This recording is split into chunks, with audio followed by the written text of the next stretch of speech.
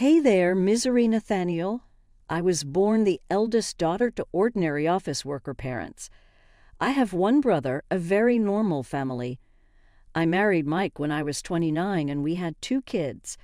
Juggling work and parenting, I suddenly found myself at 55. My son, Sean, and daughter, Amelia, had grown up to be fine adults, each living on their own and struggling with their new careers. Now was the time to relax with my husband. It was an ordinary life, but I was happy. I thought I would continue to age like this, but my mundane life changed one winter day.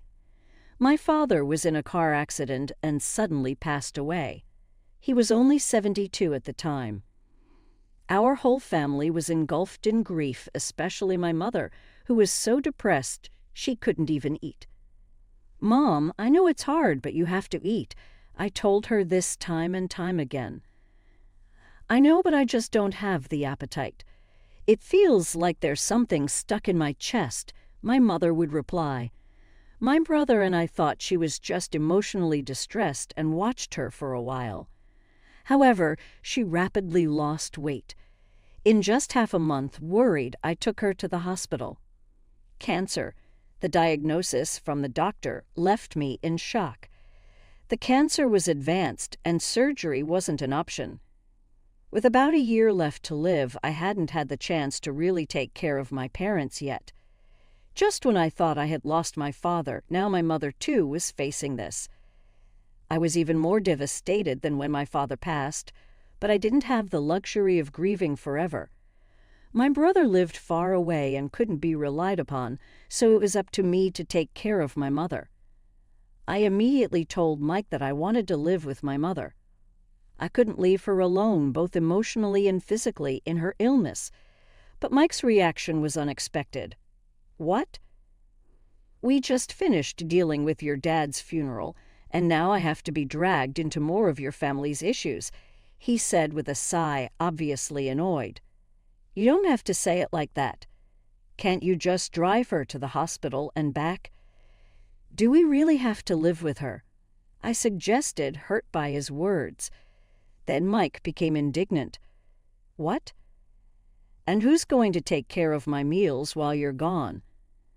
"I'll come and cook, of course. What about cleaning? Who's going to do the laundry?" I fell silent. I intended to do what I could, but I couldn't do everything as before. Being confronted with this reality hurt. If someone said I was being selfish for wanting to care for and nurse my mother, I wouldn't be able to argue back.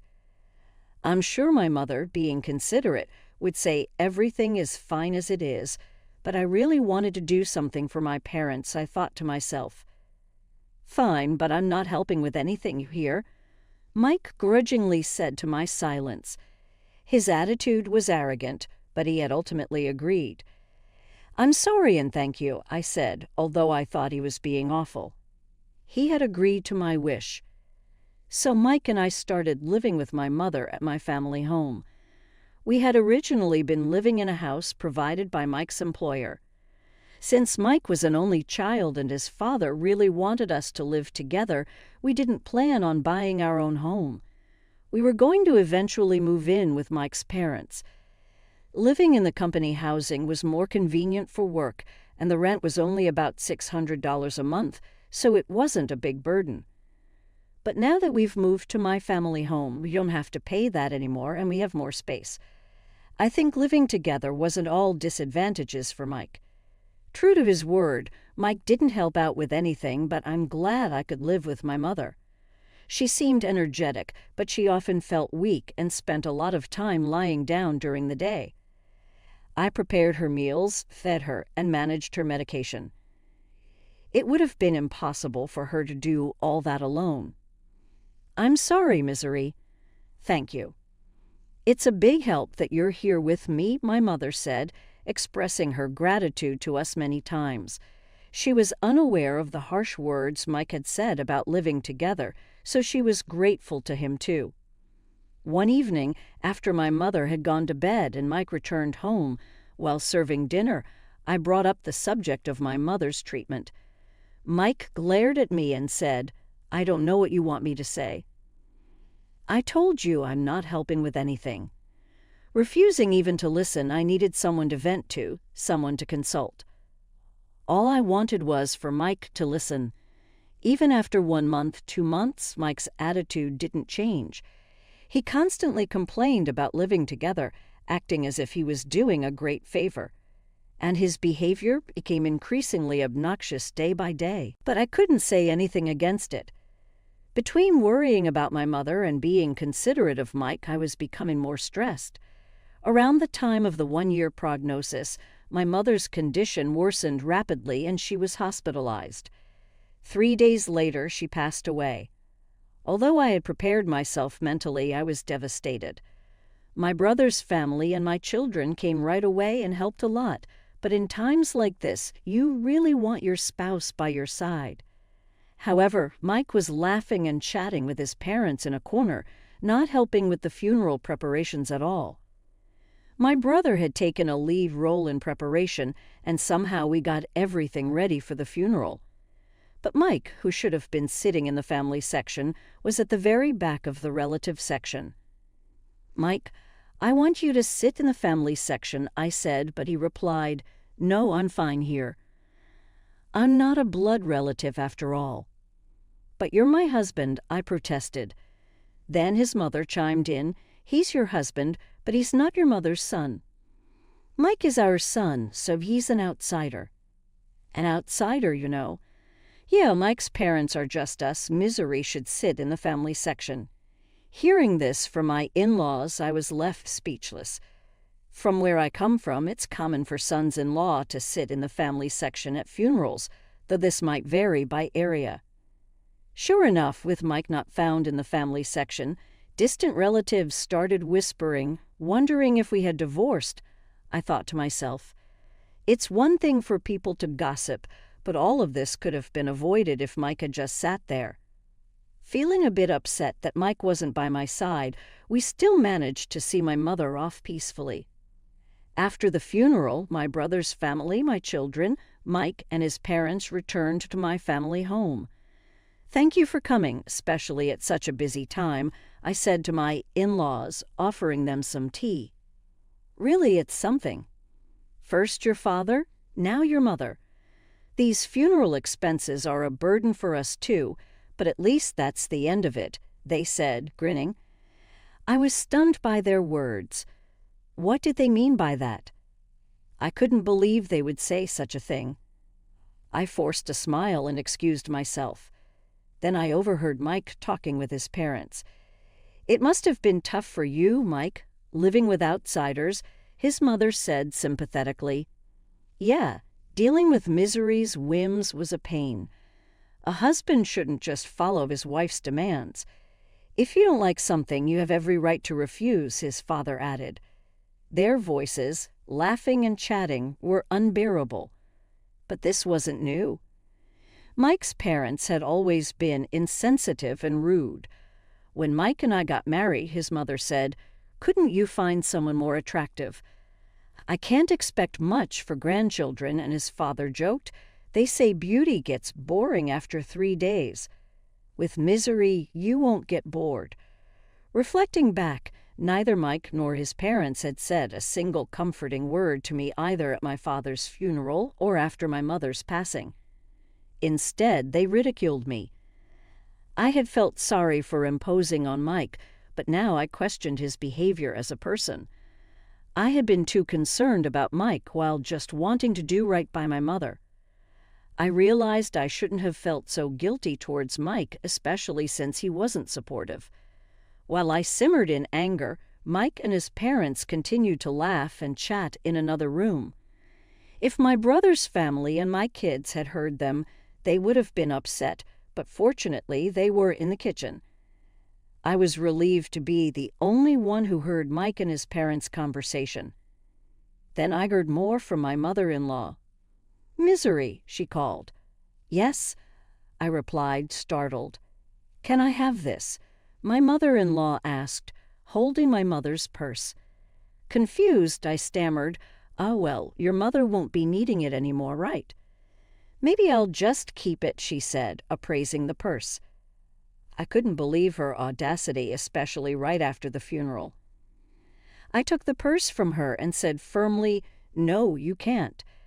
Her expression changed, not so much about the purse being taken away, but more about me, her daughter-in-law, standing up to her. Yet I stood my ground. We're not ready to sort through my mother's belongings yet. We'll distribute her keepsakes among the family later, I declared. My mother-in-law turned red with anger. What do you mean? Are you saying I'm an outsider? You said earlier at the funeral that even Mike was an outsider to my mother. How come Mike is an outsider but your family? I retorted. Hearing this, Mike and his father also turned red. What are you saying? Apologize to Mom. How disrespectful, a daughter-in-law talking like that, they exclaimed. Their commotion drew everyone from the other room. I didn't expect to be called an outsider after all the effort we put into attending the funeral. Let's go home, Dad. My mother-in-law shouted at me in front of everyone and stormed out of our house. For some reason, even Mike was angry and left with his parents. What happened? Did you really call your mother-in-law an outsider? Everyone asked me. Having heard only her side taken out of context, it might have seemed like I was the one being harsh, but I explained the situation to everyone. Not a single person blamed me. Grandpa and Grandma should be more considerate of other people's feelings. That's just how Dad and Grandma and Grandpa have always been. My children sided with me. But I still couldn't forgive those three. Mike hadn't come home for a while since that day. I hadn't contacted him either. I didn't think I should be the one to apologize, and I wasn't sure if I could forgive him even if he did. But I knew things couldn't stay this way forever. Then one day Mike came back. "Welcome home," I greeted him, suppressing the anger that flared up at the sight of him. "It's been tough, huh?" His gruff words were an attempt at showing concern, and I was taken aback. "Take the kids and go on a trip. It'll be a good change of scenery for you," he said, handing me travel vouchers. I was speechless. Instead, tears started to stream down my face. It might have been the kids' idea, but I was touched that Mike went along with it. I immediately contacted the kids to plan the trip. Really, Dad suggested this. It's surprising, isn't it? The kids were astonished by my proposal. It seemed like it really was a gift for Mike. "I wonder if Dad feels bad about what happened," I said, laughing. I gratefully accepted the travel vouchers for Mike. "I'll be off then." "Yeah, take your time. Stay with the kids at their places too. Why not?" "Really? I can't be away that long." "Don't worry about me. I'll relax at my parents'. Just enjoy yourself with that." Mike sent me off. Amelia was happy to have me visit, so before the spa trip, I stopped by her place and then Scene's. I hadn't been able to visit them while caring for my mother, so I helped out by cooking and freezing meals for them. "Mom, you should relax." "But thanks, this really helps," they both said, delighted to have my cooking at home. This opportunity was all thanks to Mike's suggestion. And then came the eagerly awaited spa trip. I spent a relaxing time at the hot springs with my children. The weariness from caregiving and the sorrow of losing my parents seemed to have healed quite a bit. I was away for almost a week, but both my kids returned to their homes with bright smiles. That was fun. "We should thank Dad for once," Amelia joked. "True, just this once. But I wonder if he's up to something," I laughed. "Don't say that." "Dad thought about us in his own way," I said, laughing. When I returned home, planning to share the memories with Mike and start our life anew as a couple, however, when I arrived home, I was speechless. "What?" "The house is." I looked around in disbelief. Despite recognizing the location, the family home that should have been there was gone. Then, out of nowhere, Mike appeared, followed by his parents. They were grinning at me, standing there dumbfounded. "Mike, what's going on?" I asked, trying to stay calm. With the same sickening smile, Mike said, "Finally, I'm rid of that baggage. Starting today, my parents are moving in with me at my house." "What are you talking about?" I replied, trying to stay calm. Then he opened his mouth. "Have you lost your mind? Your family home has been demolished. Bring the inheritance to our place quickly." "Whatever you inherited, it's Mike's now." I realized then the disappearance of the house was Mike's doing, and it was all for the inheritance. Such betrayal. After thinking about the future on my way home, I was filled with indescribable sadness and anger.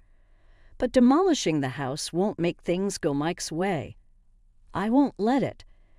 I burst into laughter at the sight of their smirking faces. "What? Why are you laughing? What a weird woman. Has she gone crazy?" My mother-in-law looked at me as if I were something eerie. Facing the three of them, I spoke up. "Don't you guys know what are you talking about?" I said to him, "First off, I haven't inherited a single penny, so there's no inheritance." After saying that, I burst into laughter again. Perhaps they mistakenly thought they'd become rich from the inheritance. Their wild imaginations and actions had me in uncontrollable laughter. "What do you mean?"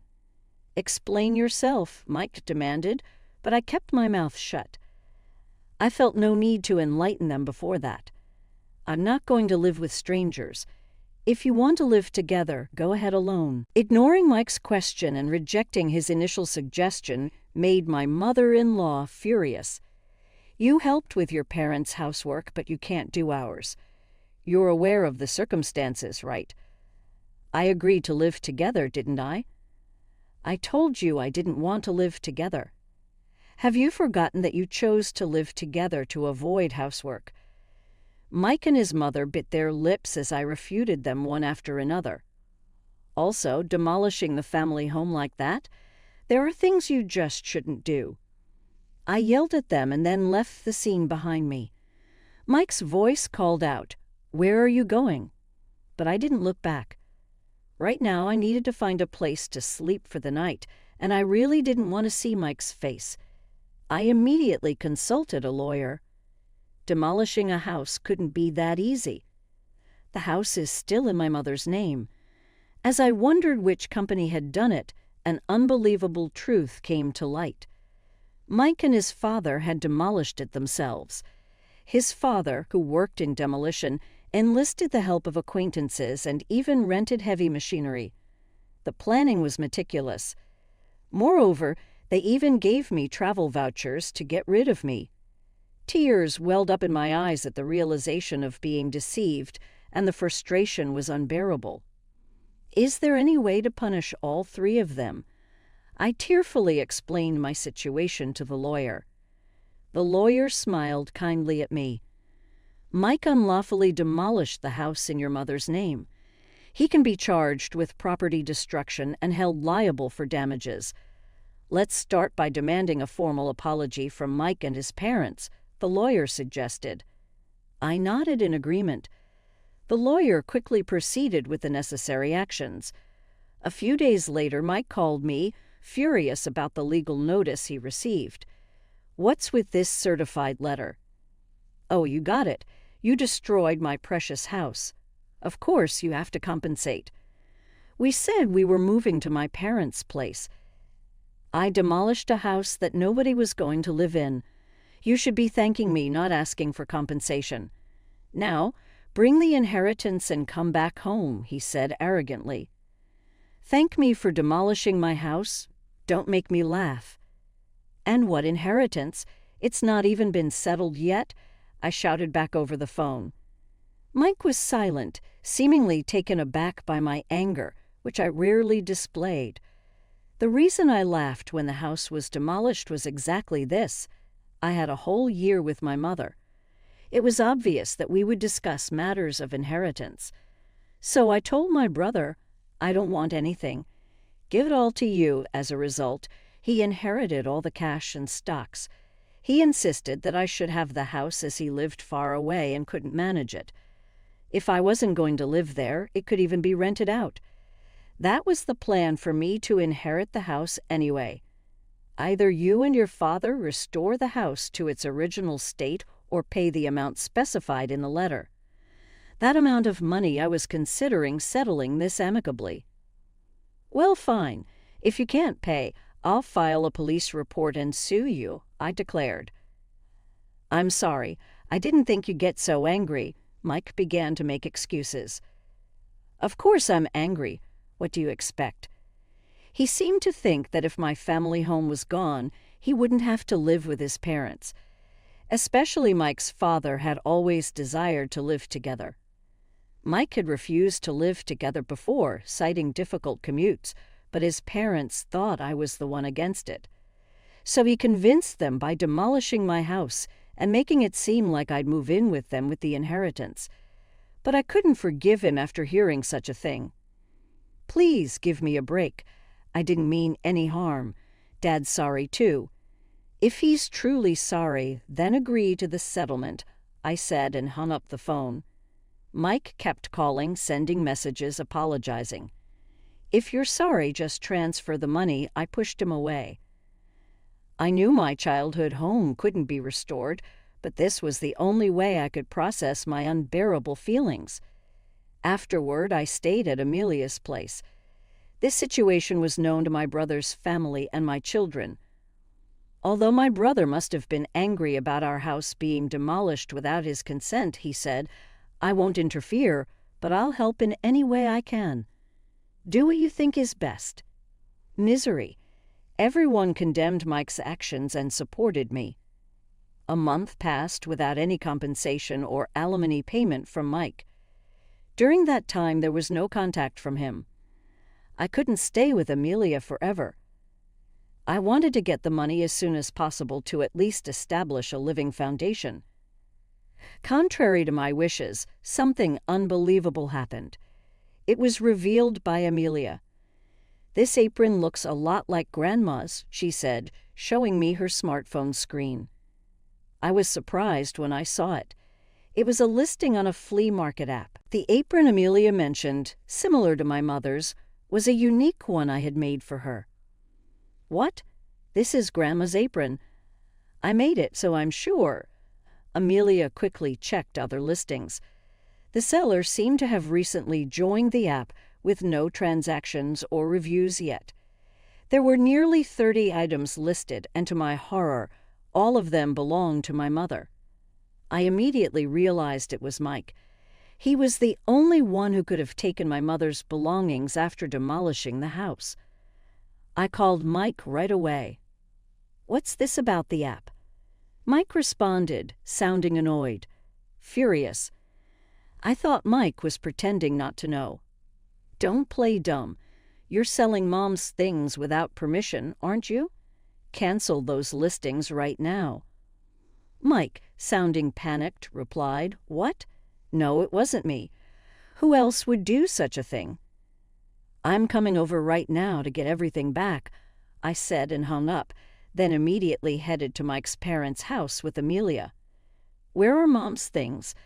I demanded as soon as we arrived and called out for Mike. Confronting Mike at the door, he stuttered, I don't know anything about it. Tell the truth, Dad. Amelia joined me in pressuring Mike. He seemed flustered. Mike's parents, noticing our presence, came out. Oh, Amelia, you're here, Mike's mom greeted, smiling at the sight of her granddaughter. Angry, Amelia said, Grandma, tell Dad to tell the truth. The truth. Grandma's belongings that passed away recently. Dad seems to be selling them. At Amelia's words, Mike's mom burst into laughter. Mike, with a troubled look, kept repeating, It really wasn't me. Then his mother loudly exclaimed, Mike is selling them. That's impossible. But because I am the one selling them, I felt my blood run cold. Mike probably knew about it. With a look that almost said, This is bad, he turned to look at his mother. Despite Amelia's shock, his mother cheerfully continued, What? It's a lot of work, you know. I have to pack everything carefully and make sure the photos look good. It's good for preventing dementia. I'm the only grandma left, so Amelia wants me to stay healthy and live long, right?" she said nonchalantly. Pleading with her to stop had no effect. There was no sign of remorse. But if talking won't help, then action is the only option. "Amelia, let's go. It's okay. Let's go." I pulled Amelia out of the house and headed straight to the police station. I wasn't planning to file a report for the demolition of the house, but theft is a different story. When I explained to the police that my mother's belongings were being stolen and sold, they acted immediately, and Mike's mother's account on the flea market app was suspended. The items wouldn't be sold anymore. I called Mike on the way back from the station. "I had your mother's account stopped. You knew about it, right? You're complicit." "No, I have filed a police report about this. Please cooperate with the investigation." Mike became frantic. "What? We're family, right? Withdraw it. Please, family. You still haven't paid any compensation for the house nor alimony, and there's no sign of remorse." Faced with my shouting, Mike was taken aback. But I'm not heartless. Despite everything, I have feelings for Mike. Having lived with him for so long, sighing, I said, "I'll wait for the money, but I won't forgive the theft. Return everything. And Mike, your father looked quite unwell. Has he seen a doctor?" "I'm not a monster, so just passing on that message," I said and hung up. Mike's father, whom I had just seen, was alarmingly thin and hadn't spoken much. His complexion was more than just pale, it was unnaturally dark. His ill health was obvious, but that family probably hadn't noticed. His wife nonchalantly selling stolen items, and Mike, who only acted tough with me, they lacked any real concern for others. The next day I received a call from Mike's father, expecting it to be a thank you call. I was met with the complete opposite. "What do you mean by treating me like a sick person? Planning to dump me in a hospital to get rid of the hassle? I need to protect Mike and my wife from you. I'm not going to any hospital," he scolded. It was shocking to be reprimanded when I was just concerned. "Sorry for overstepping. I was just worried," I said, but a few days later, he apparently felt unwell enough to visit the hospital. The diagnosis was terminal cancer. Mike called me in a panic. "Dad got terminal cancer. What am I going to do?" But I just snorted. "I don't know. What did you say when I suggested going to the hospital?" "I'm not frail or short-lived like your parents, so deal with it yourself," he said. "How can you be so heartless?"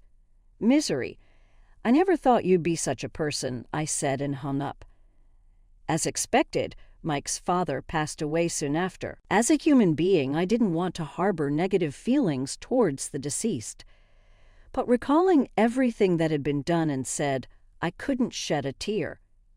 After his funeral, his will was found.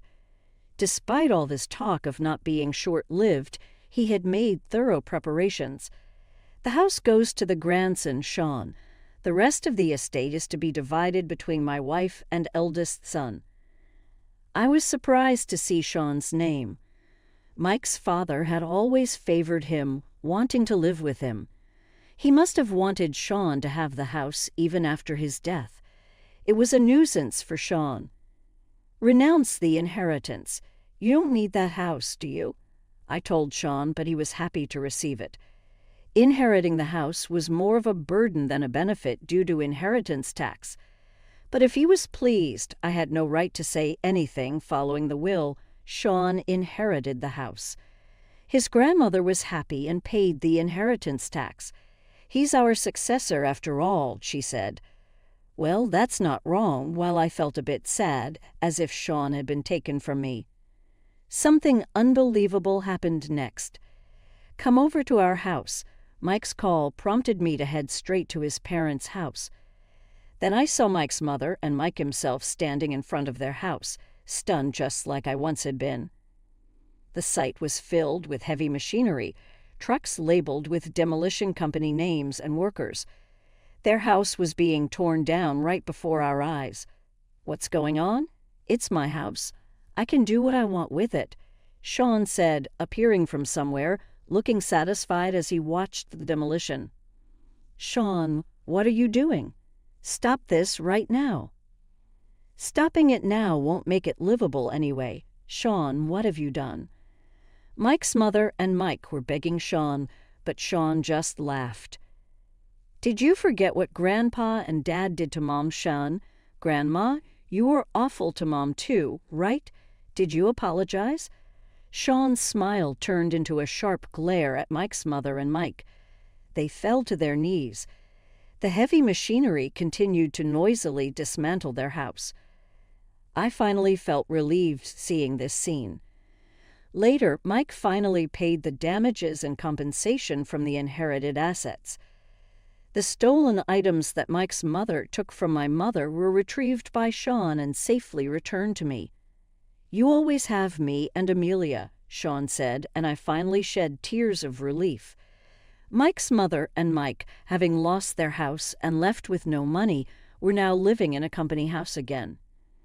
Mike and I had moved out of the company house, but now Mike and his mother had to return, becoming the subject of rumors. I explained the whole truth to Mike's colleague's wife, with whom we were on good terms. Mike and his mother will likely have a hard life in the company housing, but it's their own doing. Additionally, after Mike's retirement, they'll be forced to save up for a new place to live. I sometimes think about asking my friend how Mike and his mother are living now, just to have something to talk about. After that, I continued to stay at Amelia's house, but then Sean got engaged to be married. He was planning to build a house. The land of the former family home sold for a decent amount, and I was glad to see that even that house served a purpose. "Mom, come live with us," Sean offered. His fiancée welcomed me warmly. Since I couldn't keep relying on Amelia, who lived alone indefinitely, I decided to take up Sean's offer. I am thinking of living happily with my new family, determined not to become a mother-in-law like my own mother-in-law.